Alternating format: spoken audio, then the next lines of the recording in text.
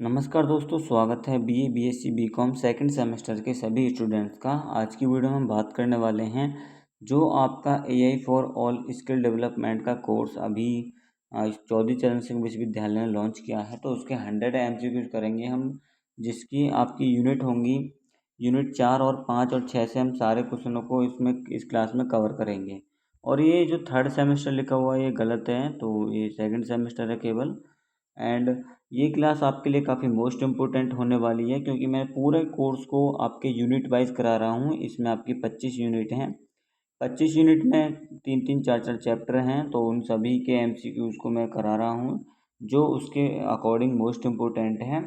और ये क्लास आपके लिए काफ़ी इम्पोर्टेंट है। चौधरी चरण सिंह विश्वविद्यालय, जिनका 2 जुलाई और 3 जुलाई को एग्ज़ाम है, और जिनका फिर एक्सटर्नल एग्ज़ाम 7 जुलाई को है, तो उनके लिए काफ़ी मोस्ट इम्पोर्टेंट होने वाली है।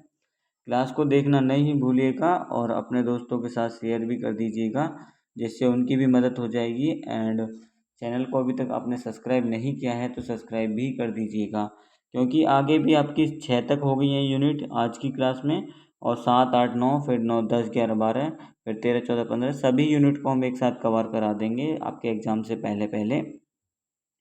तो देखेंगे पहला क्वेश्चन क्या है आपका। पहला है आपका यूनिट 4 में देखेंगे, आप पढ़ेंगे यूनिट 4 में neural network and deep learning.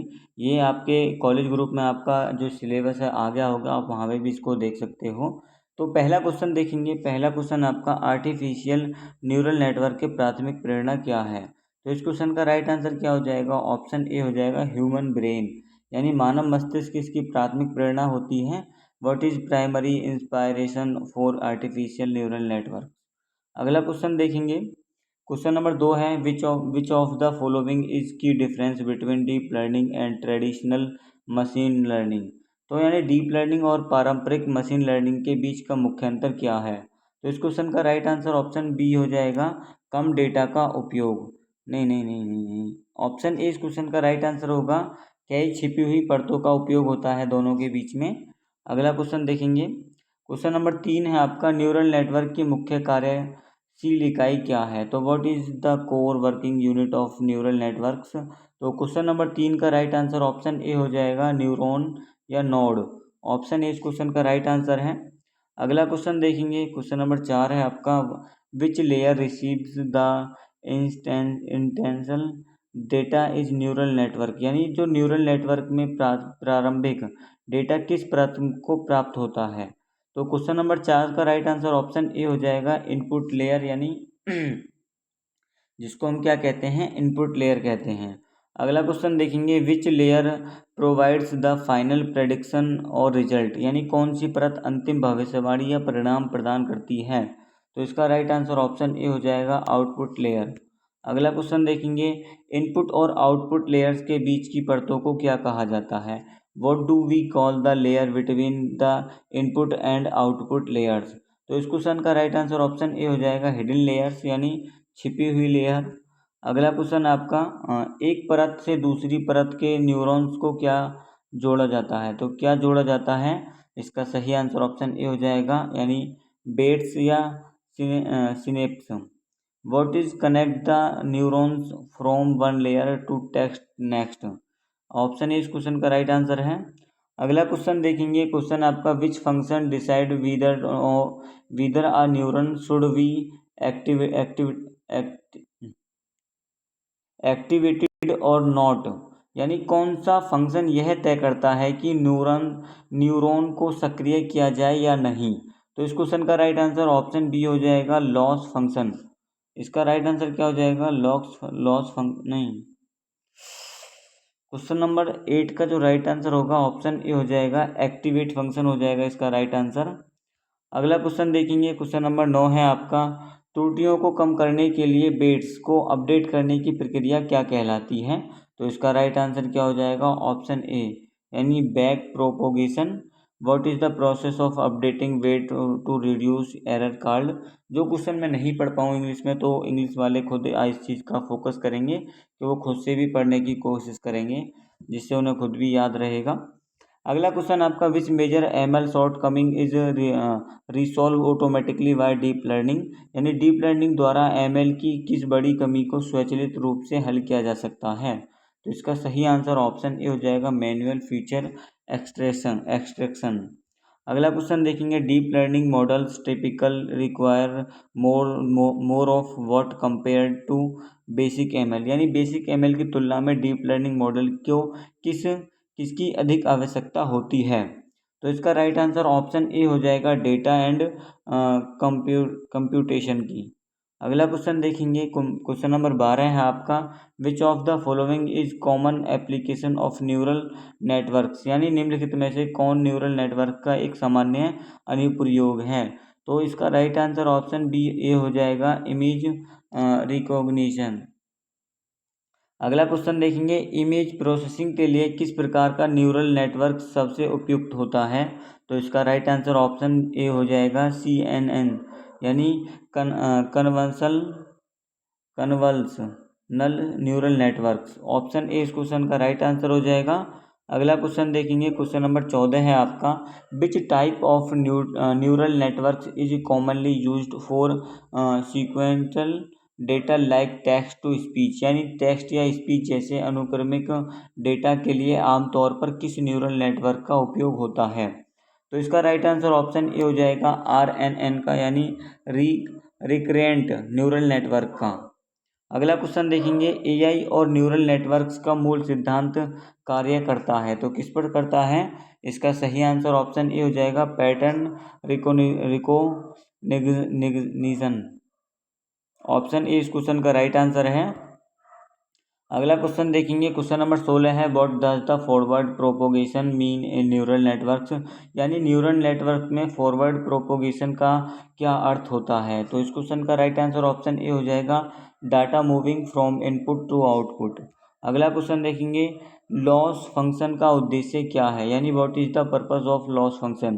तो इसका राइट आंसर ऑप्शन ए हो जाएगा, टू मेश्योर प्रेडिक्शन एरर, यानी भविष्यवाणी की त्रुटि। अगला क्वेश्चन है आपका, gradient descent is primarily used for, यानी ग्रेडियंट डिसेंट का मुख्य रूप से उपयोग किसके लिए किया जाता है। तो क्वेश्चन नंबर 18 का राइट आंसर क्या हो जाएगा, ऑप्शन ए हो जाएगा, मिनी त्रुटि लॉस को कम करने के लिए। अगला क्वेश्चन देखेंगे, what does the epoch mean in training a neural network, यानी न्यूरल नेटवर्क में इपॉक का क्या अर्थ होता है। तो क्वेश्चन नंबर 19 का राइट आंसर क्या हो जाएगा, ऑप्शन ए हो जाएगा, one complete pass of entire data set, यानी पूरे डेटा सेट का पूर्ण पास। अगला क्वेश्चन देखेंगे, डीप लर्निंग में डीप शब्द का क्या अर्थ होता है। तो इसका सही आंसर ऑप्शन ए हो जाएगा, the number of hidden layers. अगला क्वेश्चन है आपका, जब कोई मॉडल ओवरहिट होता है तो क्या होता है।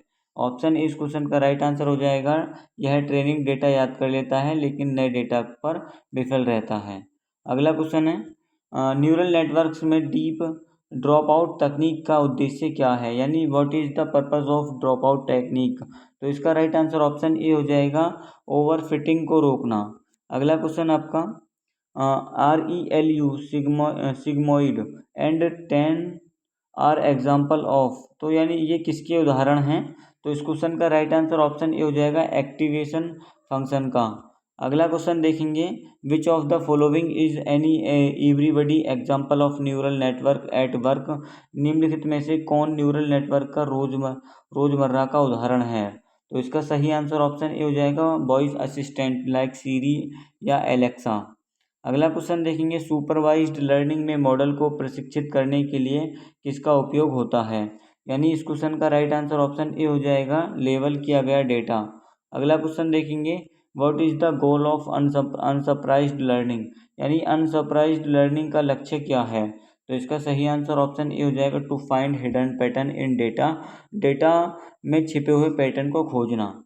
अगला क्वेश्चन देखेंगे, राइनफोर्समेंट लर्निंग किस प्रणाली का काम करती है। तो learning operator on a system reinforcement. तो इस क्वेश्चन का सही आंसर ऑप्शन ए हो जाएगा, रिवॉर्ड एंड पनिशमेंट। अगला क्वेश्चन देखेंगे, neural networks are best suited for solving, यानी न्यूरल नेटवर्क्स मुख्य रूप से किसे हल करने के लिए उपयुक्त है। तो इस क्वेश्चन का सही आंसर ऑप्शन ए हो जाएगा, कॉम्प्लेक्स नॉन लाइनर प्रॉब्लम्स, यानी जटिल रेखीय समस्याओं को। अगला क्वेश्चन देखेंगे, क्वेश्चन है what is a neural network with only one layer called, यानी केवल एक परत वाले न्यूरल नेटवर्क को क्या कहा जाता है। तो इस क्वेश्चन का सही आंसर क्या हो जाएगा, ऑप्शन ए हो जाएगा परसेप्ट्रॉन। अगला क्वेश्चन देखेंगे, इन डीप लर्निंग इंस्टेंशनली मीन्स, यानी डीप लर्निंग में सीखने का मूल अर्थ क्या है। तो अपडेट्स और बायोसिस का अपडेट करना। ऑप्शन ए इस क्वेश्चन का राइट आंसर हो जाएगा। अगला क्वेश्चन देखेंगे, विच of the following is not a type of neural network, निम्नलिखित में से कौन न्यूरल नेटवर्क का प्रकार नहीं है। तो इसका सही आंसर ऑप्शन ए हो जाएगा डिसीजन ट्री। अगला क्वेश्चन देखेंगे, क्वेश्चन नंबर आपका 32 है, which hardware component significant accelerated the development of deep learning, यानी किस हार्डवेयर घटक ने डीप लर्निंग के विकास को काफ़ी तेज से कर दिया है। तो जीपीयू यानी graphic processing unit. Option A इस क्वेश्चन का राइट आंसर है। अगला क्वेश्चन है आपका, deep learning and neural network are subsets of which broader field. तो डीप लर्निंग और न्यूरल नेटवर्क किस व्यापक क्षेत्र के उपसमूह यानी सबसेट्स हैं। तो मशीन लर्निंग के हैं। ऑप्शन ए इस क्वेश्चन का राइट आंसर है। अगला क्वेश्चन देखेंगे, क्वेश्चन नंबर आपकी 5वीं यूनिट है न्यूरल लैंग्वेज प्रोसेसिंग, यानी एनएलपी आपकी 5वीं यूनिट रहेगी। और इसके क्वेश्चन देखेंगे। पहला क्वेश्चन है, what does NLP stand for, यानी एनएलपी का पूर्ण रूप क्या है। तो इसका सही आंसर ऑप्शन ए हो जाएगा नेचुरल लैंग्वेज प्रोसेसिंग। अगला क्वेश्चन देखेंगे, why is human difficult for machine to understand, यानी मशीनों के लिए मानव भाषा को समझना कठिन क्यों है। तो इसका सही आंसर ऑप्शन ए हो जाएगा बिकॉज ऑफ यानी अस्पष्टता और संदर्भ के कारण। ऑप्शन ए इस क्वेश्चन का राइट आंसर है। अगला क्वेश्चन देखेंगे, the process of breaking down text into similar pieces like words और सेंटेंस इज कॉल्ड, यानी टेक्स्ट को शब्द या वाक्यों जैसे छोटे बड़ टुकड़ों में तोड़ने की प्रक्रिया क्या कहलाती है। तो टोकनाइजेशन। ऑप्शन ए इस क्वेश्चन का राइट आंसर है। अगला क्वेश्चन आपका, reducing word to their meaningful base or not or root from easy running to run is known as, यानी शब्दों को उनके मूल रूप में लाने जैसे रनिंग को रन को करने को कहते हैं। तो उसको क्या कहा जाता है, इसको कहा जाता है लेमेटाइजेशन। ऑप्शन ए इस क्वेश्चन का राइट आंसर हो जाएगा। अगला क्वेश्चन देखेंगे, क्वेश्चन नंबर 38 है आपका, removing common noun informative word like is the end is the end जैसे सामान्य शब्दों को हटाने की प्रक्रिया क्या कहलाती है। तो इसका राइट आंसर ऑप्शन ए हो जाएगा स्टॉप वर्ड रिमूवल। अगला क्वेश्चन देखेंगे, which NLP technique determines if a piece of text is positive negative और न्यूरल, यानी कौन सी एनएलपी की तकनीक निर्धारित करती है कि टेक्स्ट सकारात्मक नकारात्मक या तटस्थ है। तो इसका सही आंसर ऑप्शन ए हो जाएगा। ऑप्शन ए इस क्वेश्चन का राइट आंसर हो जाएगा सेंटिमेंट एनालिसिस। अगला क्वेश्चन देखेंगे, Google translate is prime example of which NLP application, Google translate किस एनएलपी अनुप्रयोग का एक प्रमुख उदाहरण है। तो यह मशीन ट्रांसलेशन का है। Option A. What does LLM stand for, यानी एलएलएम का पूर्ण रूप क्या है। तो लार्ज लैंग्वेज मॉडल इसका पूर्ण रूप होता है। Option A. अगला क्वेश्चन देखेंगे, चैट जीपीटी किसका उदाहरण है। तो यह लार्ज लैंग्वेज मॉडल का उदाहरण है। ऑप्शन ए इस क्वेश्चन का राइट आंसर हो जाएगा। अगला क्वेश्चन देखेंगे, कौन सा neural network architecture chat GPT जैसी आधुनिक एलएलएम्स को शक्ति प्रदान करता है। तो ट्रांसफॉर्मर करता है। ऑप्शन ए इस क्वेश्चन का राइट आंसर हो जाएगा। अगला क्वेश्चन देखेंगे, क्वेश्चन है आपका, what does the chat GPT refer to, यानी चैट जीपीटी में चैट का क्या अर्थ होता है। तो ऑप्शन ए इस क्वेश्चन का राइट आंसर हो जाएगा। इसका संवादक इंटरफेस चैटबॉट कार्य क्षमता। अगला क्वेश्चन आपका क्वेश्चन क्या है, जीपीटी का पूर्ण रूप क्या है। तो जीपीटी का पूर्ण रूप है generative pre trade transformer. Option A. अगला क्वेश्चन देखेंगे, मूल रूप से एक लार्ज लैंग्वेज मॉडल क्या भविष्यवाणी करने की कोशिश करता है। तो यह अनुक्रम में अगला शब्द टोकन। ऑप्शन इस क्वेश्चन का राइट आंसर हो जाएगा। इंग्लिश वाले थोड़ा खुद से पढ़ने की कोशिश करेंगे। अगला क्वेश्चन देखेंगे, what does pre training and LLM involve, यानी एलएलएम की जो प्री ट्रेनिंग में क्या शामिल है। तो इसका राइट आंसर ऑप्शन ए हो जाएगा, machine learning pattern from massive internet text, यानी जो विशाल इंटरनेट टेक्स्ट से भाषा पैटर्न सीखना। अगला क्वेश्चन देखेंगे, what is fine tuning in the text of LLMs, यानी एलएलएम्स के संदर्भ में फाइन ट्यूनिंग क्या है। तो इसका सही आंसर है, प्री ट्रेड मॉडल को किसी विशिष्ट कार्य के लिए अनुकूलित करना, ऑप्शन ए। अगला क्वेश्चन देखेंगे, which NLP step focuses on understanding the exact meaning of sentence, यानी कौन सी एनएलपी चरण वाक्य का सटीक अर्थ समझाने पर केंद्रित है। तो इसका सही आंसर ऑप्शन ए हो जाएगा, सेंटिमेंट एनालिसिस, यानी अर्थ विश्लेषण। अगला क्वेश्चन है, which NLP step focus on grammar and structure of sentence, यानी कौन सा एनएलपी का चरण वाक्य के व्याकरण और संरचना पर केंद्रित है। तो इसका सही आंसर ऑप्शन ए हो जाएगा, सिंटैक्स एनालिसिस, यानी वाक्यांश विश्लेषण। अगला क्वेश्चन देखेंगे, chatbots rely heavily on NLP primarily to, यानी चैटबॉट का जो मुख्य रूप से किस के लिए एनएलपी का निर्भर करता है। तो ऑप्शन ए इस क्वेश्चन का राइट आंसर हो जाएगा, understand and respond to user queries neural, किसके लिए, उपयोगकर्ता के प्रश्नों को स्वाभाविक रूप से समझने और उत्तर देने के लिए। अगला क्वेश्चन देखेंगे, क्वेश्चन आपका 52, नेम्ड एंटिटी रिकॉग्नाइजेशन, यानी एनईआर का पूर्ण रूप क्या है। तो इसका जो पूर्ण रूप इसका कर्म कार्य क्या है। तो इसका काम है नाम और तारीख जैसी विशिष्ट संस्थाओं को निकालना, ऑप्शन इस क्वेश्चन का राइट आंसर हो जाएगा। अगला क्वेश्चन है आपका, converting spoken language into writing text in NLP text task known as, यानी बोली जाने वाली भाषा को लिखित टेक्स्ट में बदलने का एनएलपी का कार्य क्या कहलाता है। तो स्पीच टू टेक्स्ट स्वचालित भाषण पहचानना, ऑप्शन ए। अगला क्वेश्चन देखेंगे, एनएलपी में वाक्य के आधार पर एक शब्द के कई अर्थ होने को क्या कहा जाता है।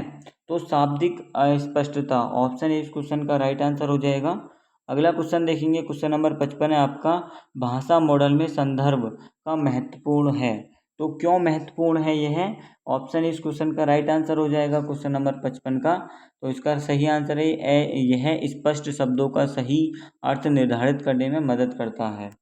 अगला क्वेश्चन देखेंगे, क्वेश्चन आपका, which is common application of NLP in email servers, यानी ईमेल सेवाओं में एनएलपी का सामान्य अनुप्रयोग कौन सा है। तो इस क्वेश्चन का सही आंसर क्या हो जाएगा 56 का, ऑप्शन ए हो जाएगा, स्पैम फिल्टरिंग हो जाए फिल्टरिंग। अगला क्वेश्चन देखेंगे, search engine auto complete suggestions are based on which NLP concept, यानी सर्च इंजन के ऑटो कंप्लीट सुझाव किस एनएलपी अवधारणा पर आधारित है। तो लैंग्वेज मॉडल पर आधारित है, ऑप्शन इस क्वेश्चन का राइट आंसर हो जाएगा। अगला क्वेश्चन देखेंगे, how do transformer model process sequence data differently from older RNNs, यानी ट्रांसफॉर्मर मॉडल के पुराने आरएनएन की तुलना में अनुक्रम डेटा सीक्वेंस डेटा को कैसे प्रोसेस करते हैं। तो ऑप्शन इस क्वेश्चन का राइट आंसर हो जाएगा, वे अनुक्रमिक के बजाय समांतर रूप से टोकन प्रोसेस करते हैं। अगला क्वेश्चन है आपका, ट्रांसफॉर्मर में अटेंशन मैकेनिज्म मॉडल को क्या करने की अनुमति देता है। तो focus on most relevant word and sentence, यानी वाक्य में सबसे प्रासंगिक शब्दों पर ध्यान केंद्रित करना।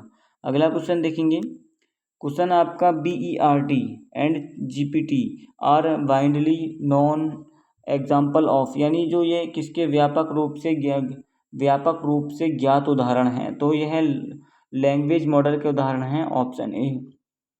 मूल रूप से एनएलपी एआई को क्या करने में सक्षम बनाता है। तो यह रीड करने में और कन्वर्स करने में, राइट करने में ह्यूमन लैंग्वेज को, यानी मानव भाषा में पढ़ना लिखना और बातचीत करना, ऑप्शन ए इस क्वेश्चन का राइट आंसर है। अगला क्वेश्चन देखेंगे, विच of the following is NOT NLP task, यानी निम्नलिखित में से कौन सा कार्य नहीं है एनएलपी का। तो इसमें इमेज ऑब्जेक्ट डिटेक्शन करना, ऑप्शन इस क्वेश्चन का राइट आंसर हो जाएगा। अगला क्वेश्चन देखेंगे, creating a short paragraph out of long news article is NLP task called. यानी एक लंबे समाचार लेख से छोटा पैराग्राफ बनाना कौन सा एनएलपी कार्य है? तो यह समराइजेशन है, टेक्स्ट समराइजेशन। ऑप्शन ए इस क्वेश्चन का राइट आंसर हो जाएगा। तो इसका सही आंसर ऑप्शन ए हो जाएगा। अगला क्वेश्चन देखेंगे, क्वेश्चन नंबर आपका 64 है, training large language model requires यानी लार्ज लैंग्वेज मॉडल को प्रशिक्षित करने के लिए क्या आवश्यक होता है? तो ऑप्शन इस क्वेश्चन का राइट आंसर हो जाएगा, बड़ी मात्रा में टेक्स्ट डेटा और कंप्यूटिंग पावर। अगला क्वेश्चन आपका, when an LLM generates logically fails information but parents it confidently is called. यानी जब कोई एलएलएम तार्किक रूप से गलत जानकारी उत्पन्न करता है लेकिन उसे आत्मविश्वास से प्रस्तुत करता है तो उसे क्या कहा जाता है? तो उसे हेलोजिनेशन कहते हैं, ऑप्शन ए।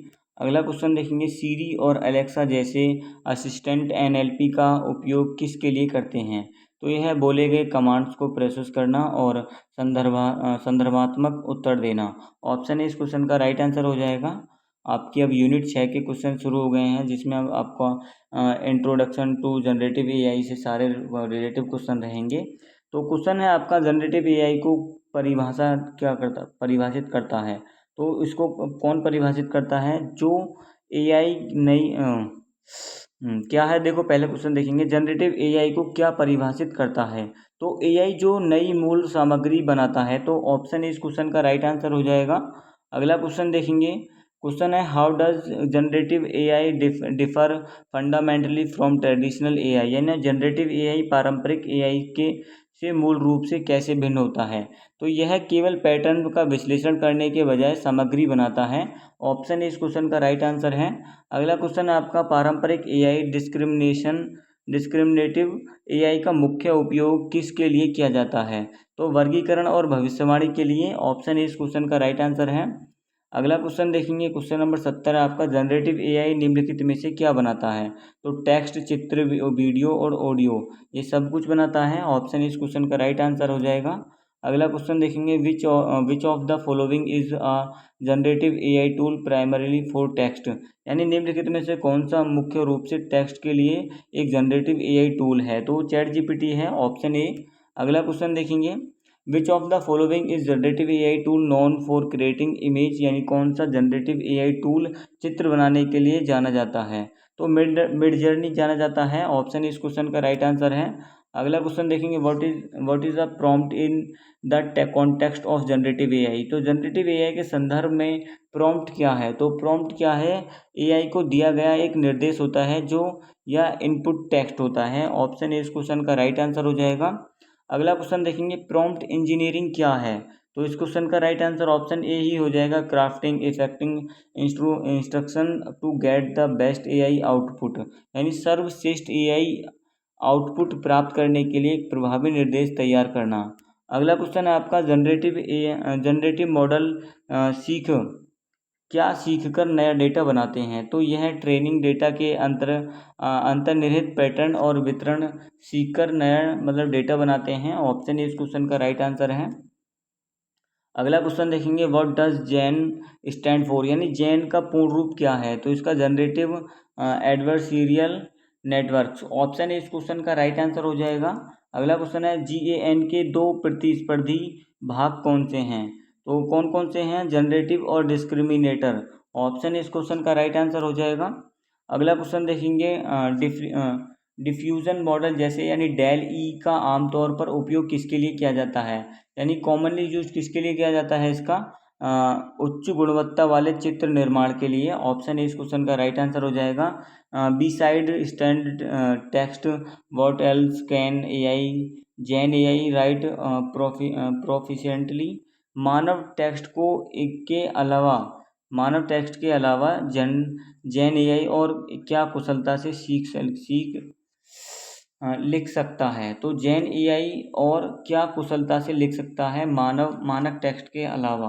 तो इसका सही आंसर है सुपरवेयर सॉफ्टवेयर कोड। ऑप्शन ए इस क्वेश्चन का राइट आंसर, सुपरवेयर नहीं सॉफ्टवेयर कोड लिख सकता है। अगला क्वेश्चन देखेंगे, अत्यधिक यथार्थवादी एआई द्वारा बनाए गए नकली वीडियो को क्या कहा जाता है? तो डीप फेक कहते हैं उसको हम। ऑप्शन इस क्वेश्चन का राइट आंसर है। अगला क्वेश्चन देखेंगे, जनरेटिव एआई के संबंध में एक प्रमुख नैतिक चिंता कौन सी है? तो कॉपीराइट का उल्लंघन और साहित्यिक चोरी। ऑप्शन इस क्वेश्चन का राइट आंसर हो जाएगा। अगला क्वेश्चन देखेंगे, जनरेटिव एआई टूल में एआई पूर्वाग्रह मुख्य रूप से कहाँ से आता है? तो यह आता है the data is was trend on, यानी वह डेटा जो जिस पर इसे प्रशिक्षित किया गया है। तो ऑप्शन इस क्वेश्चन का राइट आंसर है। अगला क्वेश्चन देखेंगे, GitHub Copilot is generative AI tool primarily used for. तो प्रोग्रामिंग कोड लिखने और सुझाने के लिए। ऑप्शन इस क्वेश्चन का राइट आंसर हो जाएगा। अगला क्वेश्चन देखेंगे, तो दोस्तों मैं एक चीज़ आपके लिए कंफर्म कर देता हूँ कि जो इंग्लिश और हिंदी में पढ़ूंगा तो क्लास कम से कम 40 से 45 मिनट की रहेगी, और मैं एक लैंग्वेज में पढ़ूंगा तो 20 से 25 मिनट की रहेगी। ये थोड़ी 30 मिनट की हो जाएगी ज़्यादा से ज़्यादा।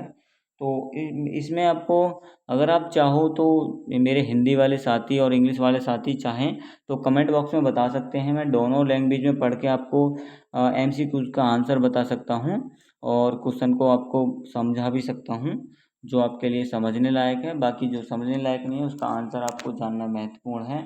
और मैंने आपसे वादा किया था कि 50 एआई टूल सिखाने का, वो भी मैं आपसे जल्द ही पूरा करूँगा। तो आप बने रहिएगा चैनल पे। एंड देखेंगे अगला क्वेश्चन है आपका 84, हेल्थ केयर में जनरेटिव एआई का उपयोग कैसे किया जा सकता है?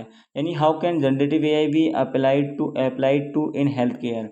तो नए दवा अणुओं की खोज। ऑप्शन है इस क्वेश्चन का राइट आंसर है। अगला क्वेश्चन देखेंगे, a significant limitation of current generative AI is.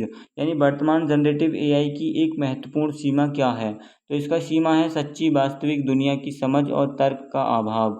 Option इस क्वेश्चन का राइट आंसर हो जाएगा।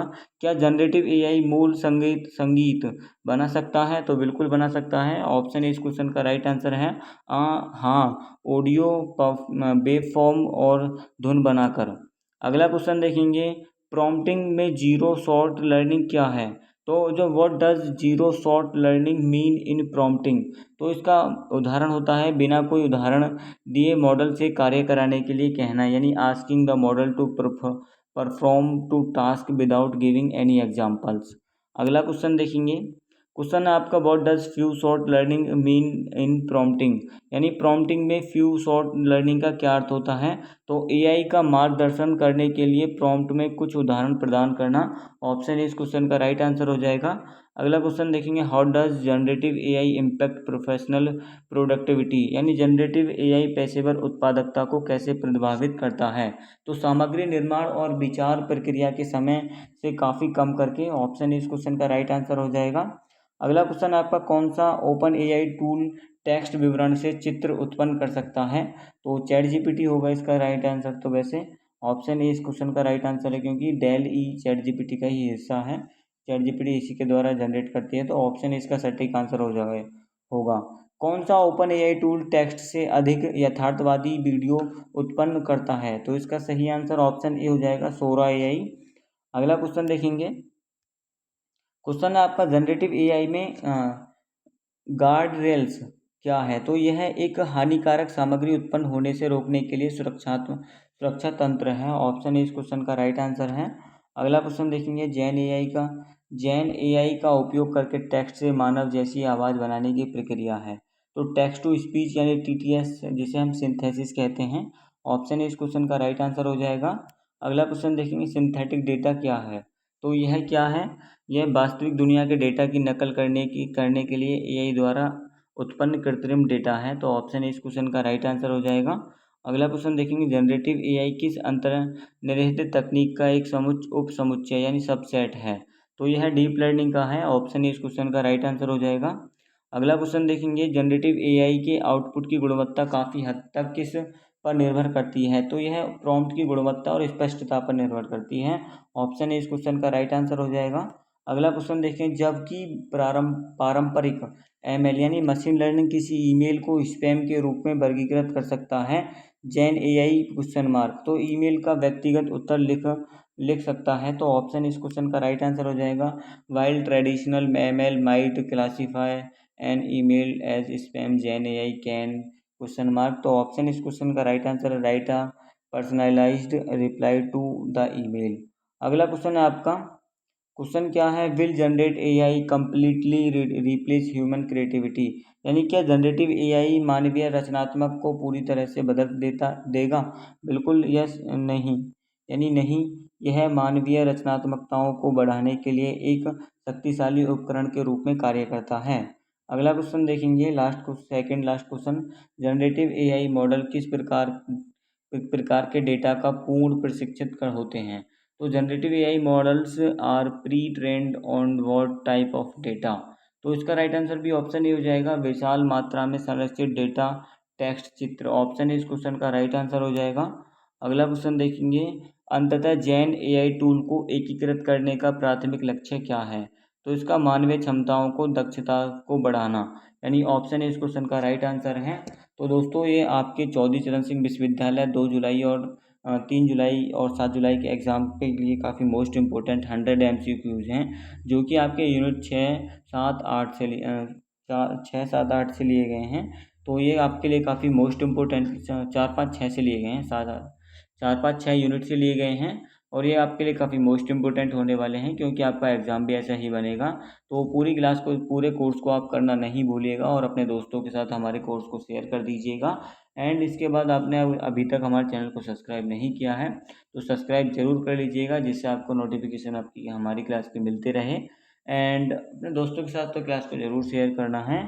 इसके बाद मिलते हैं नेक्स्ट वीडियो में, जिसमें हम करेंगे यूनिट 7 और 8 को, 7, 8, 9 को कवर करेंगे। उसके बाद 10, 11, 12, फिर 13, 14, 15, ऐसे ही हम सभी यूनिट को लगातार क्लासों से कवर करेंगे। जब मात्र 31 मिनट में हमने ये क्लास कंप्लीट कर दी है, तो 31 से 30 मिनट की क्लास रहेगी। ऐसे ही सभी कोर्स को, पूरे कोर्स को हम कंप्लीट कर देंगे। तो मिलते हैं नेक्स्ट वीडियो में, तब तक के लिए बने रहिएगा, पढ़ते रहिएगा। जय हिंद, जय भारत।